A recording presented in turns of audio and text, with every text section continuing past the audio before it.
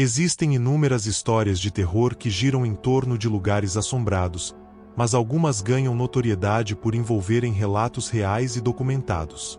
Um desses casos ocorreu em uma casa antiga no interior de Minas Gerais, Brasil, onde uma série de fenômenos inexplicáveis aterrorizou uma família por anos. O início dos distúrbios. A casa, construída no final do século XIX, pertencia originalmente a uma família de fazendeiros.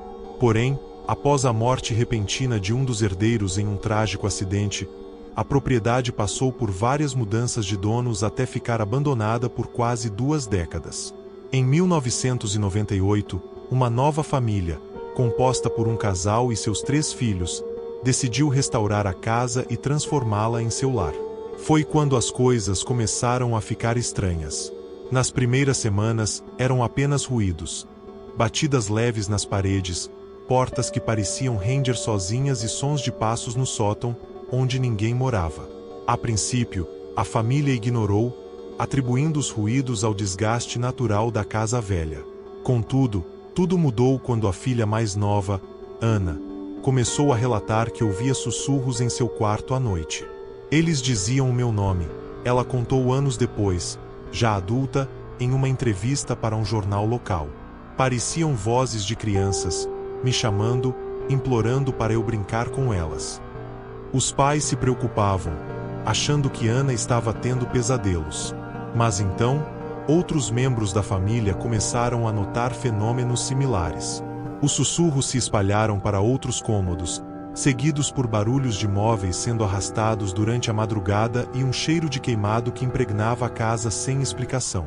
O homem no espelho. Certa noite, o filho mais velho, Ricardo, estava no banheiro se preparando para dormir. Enquanto escovava os dentes, algo chamou sua atenção no espelho.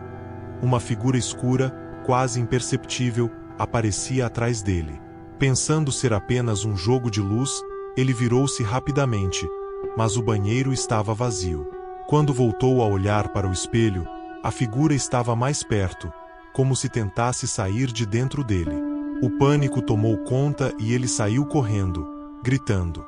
Os pais tentaram acalmá-lo, mas Ricardo se recusava a entrar no banheiro novamente.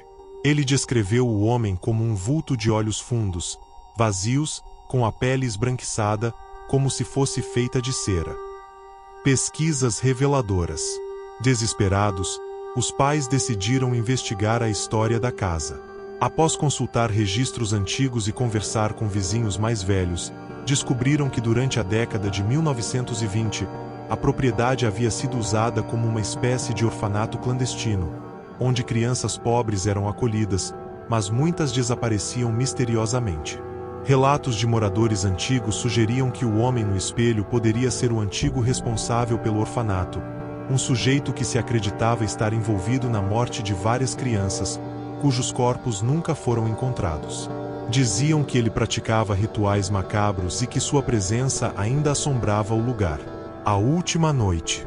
A situação chegou ao auge quando, em uma noite de tempestade, a casa pareceu ganhar vida própria.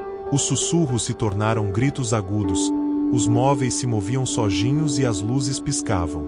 A família se reuniu na sala de estar, apavorada, enquanto as portas batiam com violência. Foi quando viram Ana, de apenas 7 anos na época, andando em direção à porta da frente, como se estivesse em transe. Eles estão me chamando para brincar, murmurava. Os pais a agarraram e saíram da casa, correndo sob a chuva torrencial. Nunca mais voltaram.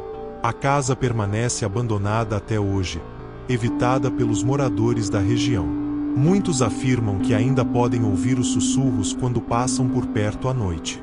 Alguns mais corajosos dizem que viram o vulto no espelho, observando com olhos vazios, esperando por novas vítimas.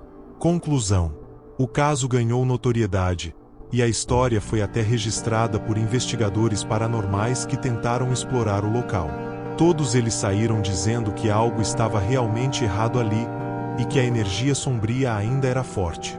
Essa casa se tornou conhecida como a Casa dos Sussurros, um lugar onde a linha entre o real e o sobrenatural se desfaz, alimentada pelos espíritos de inocentes e pela maldade de um homem que se recusa a partir.